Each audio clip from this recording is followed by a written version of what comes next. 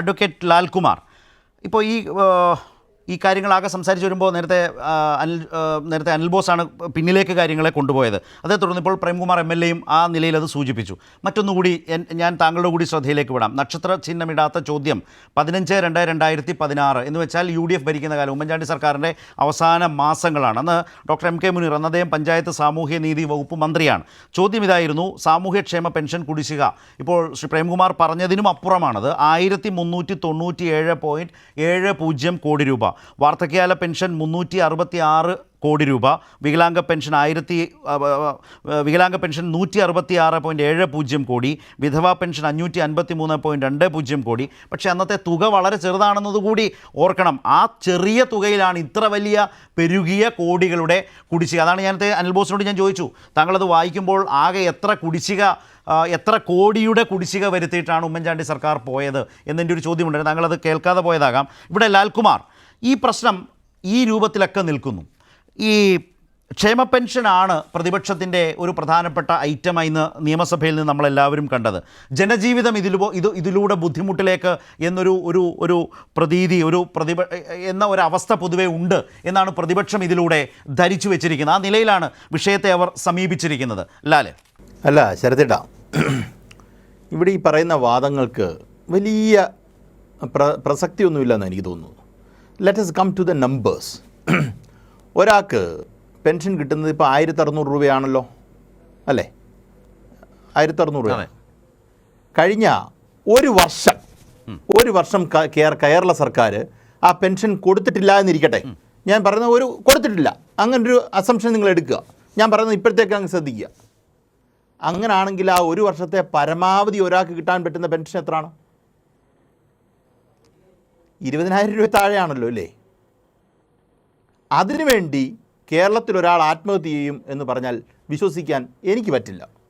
ഞാൻ പറഞ്ഞ ഒരു വർഷത്തെ മൊത്തം കൊടുക്കാതിരുന്നാൽ നിങ്ങൾക്ക് തോന്നുന്നുണ്ട്, നിങ്ങൾക്ക് ആത്മാർത്ഥമായി നിങ്ങൾ നെഞ്ചിൽ കൈവച്ച് നിങ്ങൾ പറ, ഒരാൾ ഈ പറയുന്ന കണക്കനുസരിച്ചാണ് 10,000 രൂപ താഴെയാണ്. 10,000 രൂപ താഴെ കിട്ടാനുള്ള ഒരു വിഷയത്തിൽ ആത്മഹത്യ ചെയ്യൂ. ശരത്തേട്ടൻ പറഞ്ഞ കണക്കനുസരിച്ച് 5,000 രൂപ താഴെയാ, അല്ലേ? ശരത്തേട്ടൻ പറഞ്ഞ കണക്കനുസരിച്ച് 5,000 രൂപ താഴെയാ കിട്ടാനുള്ളത്. ഈ ഡിസംബറിൽ കുടിശ്ശിക ചേർത്ത് കൊടുത്തുവെങ്കിൽ ജനുവരിയും ഫെബ്രുവരിയാണ് ബാക്കിയുള്ളത്. ഫെബ്രുവരിയിലല്ലോ, ജനുവരിയിലായുള്ളൂ. നിങ്ങൾ അവരുടെ കണക്ക് തന്നെ എടുക്കുക. നവംബറിൽ അദ്ദേഹം മേടിച്ചിട്ടില്ല, കിട്ടിയിട്ടില്ല. നവംബർ, ഡിസംബർ, ജനുവരി. ഓക്കെ. ഈ പറയുന്നവർക്ക് ബുദ്ധിമുട്ടില്ലെങ്കിൽ കേൾക്കുന്ന നാട്ടുകാർക്ക് ഇത് മനസ്സിലാകത്തില്ലേ? 7,000 രൂപ 8,000 രൂപ ക്ഷേമ പെൻഷൻ കിട്ടാത്തത് കൊണ്ട് ഒരാൾ ആത്മഹത്യ ചെയ്തു. അങ്ങനെ ഒരു സാമൂഹ്യ സാഹചര്യം കേരളത്തിലില്ല. ഇതിപ്പോൾ ആരെന്നാ പറഞ്ഞാലും ഇല്ല. ആ സാമൂഹ്യ സാഹചര്യവും ഇല്ല, രാഷ്ട്രീയ സാഹചര്യവും ഇല്ല. ഞാൻ ഉറപ്പിച്ചു പറയുന്നു.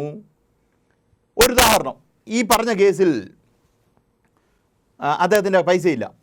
അവിടുത്തെ കോൺഗ്രസ്സുകാർ കാശ് കൊടുക്കുമല്ലോ. കാശ് കൊടുക്കും. ചേട്ടാ ഇന്നാ വെച്ചോ, പിന്നെ തന്നാ എന്ന് പറഞ്ഞ് കാശ് കൊടുക്കും. അതിനുള്ള സാമൂഹ്യ അടിത്തറ ഈ നാട്ടിലുണ്ട്. ഞാൻ CPM-കാരെന്നല്ല പറഞ്ഞത്, കോൺഗ്രസ്സുകാരെന്നാണ് പറയുന്നത്.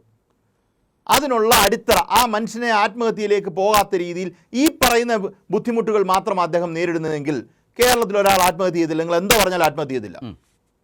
ശരത്തേട്ടന് തോന്നുന്നുണ്ടോ ആത്മഹത്യ ചെയ്യുന്നു? ശരത്തേട്ടൻ പറ, അത് കഴിഞ്ഞ് ഞാൻ മറുപടി പറയാൻ ബാക്കി. ഇല്ല, അങ്ങനത്തെ ഒരു അവസ്ഥ കേരളത്തിലില്ല എന്ന പൊതുവാദത്തോട് യോജിക്കുന്നയാളാണ് ഞാൻ. യാതൊരു സംശയവും വേണ്ട. ആ നിലയിൽ കേരളം പുരോഗതി വളരെ സാമൂഹ്യപരമായി മുന്നിട്ട് നിൽക്കുന്നൊരു സ്റ്റേറ്റ് തന്നെയാണ്, യാതൊരു സംശയമില്ല.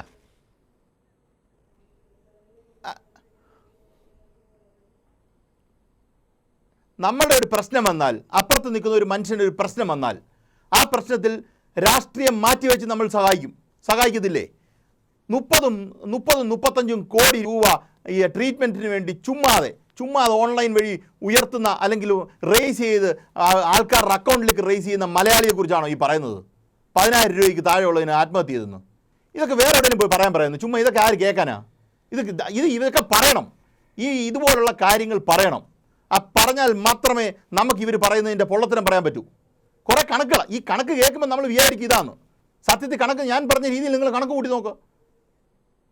ഒന്നത്. പിന്നെ UDF-ൻ്റെ കാലത്ത് ഇത് കൊടുക്കാനുണ്ടായിരുന്നു. നിങ്ങൾ എന്തോ പറഞ്ഞാലും കൊടുക്കാനുണ്ടായിരുന്നു. 19 മാസത്തെ മറ്റോ കൊടുക്കാനുണ്ടായിരുന്നു. ഇപ്പം എൻ്റെ കണക്കില്ല, അതുകൊണ്ട് നിങ്ങൾ ശരിയാണെന്ന് വിചാരിക്കേണ്ട. നിങ്ങൾ പറയുന്ന കള്ളത്തരമാണെങ്കിൽ അത് ജനം മേടിക്കാത്ത, പൈസ കിട്ടാത്ത ജനങ്ങൾക്കറിയാമല്ലോ. എന്നെ കേൾക്കുന്ന ക്ഷേമ പെൻഷൻ മേടിക്കുന്ന എന്നെ കേൾക്കുന്നവർ പറഞ്ഞാൽ മതി, നിങ്ങൾക്ക് UDF ഭരിച്ച കാലം എന്ന് വെച്ചാൽ 2016 മുമ്പുള്ളതിന് നിങ്ങൾക്ക് കുടിശ്ശിക ഉണ്ടായിരുന്നോ ഇല്ലയോ എന്ന് നിങ്ങളങ്ങ് ആലോചിച്ചാൽ മതിയല്ലോ.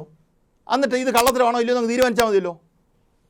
ഞാനത് പറഞ്ഞു തീർക്കട്ടെ, അതങ്ങ് തീരുമാനിച്ചാൽ മതിയല്ലോ. അടുത്തത്, പിന്നെ ഈ പെൻഷനുമായി ബന്ധപ്പെട്ട ചോദ്യം ചോദിക്കുമ്പോൾ ഇവർ ഹോംവർക്ക് നടത്തിയിട്ടാണല്ലോ ചോദ്യം ചോദിക്കുന്നത് അല്ലേ? ഈ പറയുന്ന മനുഷ്യൻ ആത്മഹത്യ ചെയ്യാനുള്ള കാരണം അത് കണ്ടുപിടിക്കുക, അത് പൊളിറ്റിക്കലി യൂസ് ചെയ്യുക എന്നുള്ളതാണല്ലോ ഇവിടുത്തെ ലക്ഷ്യം. അല്ലാതെ ഈ പറയുന്ന ഈ ടെമ്പിൾ ഓഫ് ഡെമോക്രസി എന്ന് പറയുന്ന ലെജിസ്ലേറ്റീവ് അസംബ്ലിയിൽ നിങ്ങൾ വന്ന് ഇങ്ങനൊരു രാഷ്ട്രീയ ആരോപണം ഉന്നയിക്കുമ്പം ആ രാഷ്ട്രീയ ആരോപണത്തിൻ്റെ ലക്ഷ്യം എന്താ?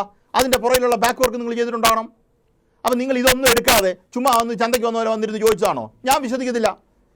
ഇവരെ സംബന്ധിച്ചിടത്തോളം ഇവരുടെ കൃത്യമായിട്ട് നമ്പേഴ്സ് ഉണ്ട്, അത് പറയാത്തതാണ്. എന്നിട്ട് ഇപ്പോൾ വന്നിരുന്ന് ഞങ്ങൾ അങ്ങ് നിരാകരിച്ചിരിക്കുന്നു, അവിടെ കൊടുത്തിട്ടില്ല എന്നങ്ങ് പറയുക. അങ്ങനെ പറഞ്ഞാൽ ഒക്കത്തില്ല. അത് അനിൽ ബോസ് പറഞ്ഞാൽ ഒക്കത്തില്ല. കാര്യം നിയമസഭയുടെ പ്രിവിലേജിനെ ബാധിക്കുന്ന കാര്യമാണ്. മന്ത്രി തെറ്റിദ്ധരിപ്പിച്ചാൽ നിയമസഭയ്ക്ക് അദ്ദേഹത്തിനെതിരെ മൂവ് ചെയ്യാമല്ലോ. ധൈര്യമുണ്ട് മൂവ് ചെയ്യാൻ പറയുന്നത്. ധൈര്യം ഇപ്പം നമ്പർ കിട്ടിയല്ലോ, നാളെ മൂവ് ചെയ്യാൻ പറ. തെറ്റിദ്ധരിപ്പിച്ചു എന്ന് പറഞ്ഞ് ഇപ്പം അനിൽ ബോസ് നിരാകരിച്ചല്ലോ. പ്രതിപക്ഷ നേതാവ് ധൈര്യം ഉണ്ടെങ്കിൽ നാളെ മൂവ് ചെയ്യട്ടെ. ഇച്ചിരൂടെ പുളിക്കും പ്രതിപക്ഷ നേതാവ് മൂവ് ചെയ്യണമെങ്കിൽ. ചുമ്മാ ഇവിടുന്ന് പറഞ്ഞേച്ച് പോകാൻ പറ്റും, നാട്ടുകാർക്ക് കേട്ടിട്ട് പോകാൻ പറ്റും. ഞാൻ ചോദിക്കുന്നത്, ഇന്ന് ഈ നമ്പേഴ്സ് അവസാനിക്കല്ലോ. ഇന്ന് അനിൽ ബോസ് നമ്മളെ ബോധ്യപ്പെടുത്തിയ സത്യം, നമ്മൾ പറഞ്ഞ കള്ളത്തരം ഇവിടെ ഇങ്ങനെ നിലനിൽക്കല്ലേ? ഈ പറയുന്ന അടിസ്ഥാനപരമായി ഈ ധനമന്ത്രി തെറ്റിദ്ധരിപ്പിച്ചു എന്നുള്ള കാര്യം വരട്ടെ. ധനമന്ത്രി അപ്പോൾ കണക്കും കൊണ്ടുവരും. അപ്പം നാളെ നിങ്ങൾ ധനമന്ത്രിക്കെതിരെ നിങ്ങൾ മോഷൻ മൂവ് ചെയ്യണം. മോഷൻ മൂവ് ചെയ്യണം. ധൈര്യമുണ്ട് നിങ്ങൾ മൂവ് ചെയ്യണം. അത് അടുത്തത്. ചെയ്യത്തില്ലെന്ന് ഞാൻ പറഞ്ഞു, ഞാൻ ഉറപ്പിച്ചു പറഞ്ഞു ചെയ്യത്തില്ലെന്ന്. ഇത് ഞാൻ ഒരു കാര്യം കൂടെ പറഞ്ഞ് അവസാനിപ്പിക്കാം. കേരളത്തിൽ നടക്കുന്ന ഒരു നറേറ്റീവ്, അത് ഈ മറിയക്കുട്ടി ബന്ധപ്പെട്ട വിഷയത്തിൽ ഒറ്റ സെക്കൻഡ് ഞാൻ പറഞ്ഞ് അവസാനിപ്പിക്കാം. കേരളത്തിൽ നടക്കുന്ന ഈ മറിയക്കുട്ടിയുമായി ബന്ധപ്പെട്ട വരുന്ന വിഷയത്തിൽ കേരളത്തിലെ സംസ്ഥാന സർക്കാർ പരാജയപ്പെടുന്നു. സംസ്ഥാന സർക്കാർ പരാജയപ്പെടുന്നുണ്ടോ എന്നുള്ള ചോദ്യത്തിൽ നമ്മളും സമ്മതിക്കാം, നമ്മൾ പരാജയപ്പെടുന്നു. ജനങ്ങളിലേക്ക് ഈ പണം എത്തിക്കുക എന്നുള്ളത് തന്നെയാണ് ലക്ഷ്യം. കേന്ദ്ര സർക്കാർ പണം തരുന്നില്ല, കുടിശ്ശിക തരുന്നില്ല, റവന്യൂ ജനറേഷൻ്റെ ബുദ്ധിമുട്ടുകൾ സംഭവിക്കുന്നു, GST വന്ന ശേഷം ബുദ്ധിമുട്ടുണ്ട്. ഇതൊക്കെ നമുക്കറിയാവുന്ന കാര്യമാണ്. എല്ലാവർക്കും 1600 അല്ല അതിൽ കൂടുതൽ കൊടുക്കണമെന്ന് ആഗ്രഹിക്കുന്നതാണ് സർക്കാർ. അപ്പം ഇവിടെ നിങ്ങൾ കൊടുത്തിട്ടില്ലാത്തതോടെ കൊടുത്ത് ഒരു സർക്കാർ അധികാരത്തിൽ വന്ന് കുടിശ്ശിക ഇല്ലാതെ മുന്നോട്ട് പോകുന്നത്. ഇപ്പോഴാണ് കുറച്ച് ടെമ്പററി പീരീഡിലേക്കാണ് നമുക്ക് ബുദ്ധിമുട്ട് വരുന്നത്. ആ ടെമ്പററി പീരീഡിലേക്കുള്ള ബുദ്ധിമുട്ട് നമുക്ക് ജനങ്ങളോട് പറഞ്ഞാൽ ജനങ്ങൾക്ക് മനസ്സിലാവും. കാര്യം നമ്മൾ കൊടുത്തിട്ടുള്ളവരാ, തല ഉയർത്തി അന്തസ്സായിട്ട് നിന്നിട്ടുള്ളവരാണ്.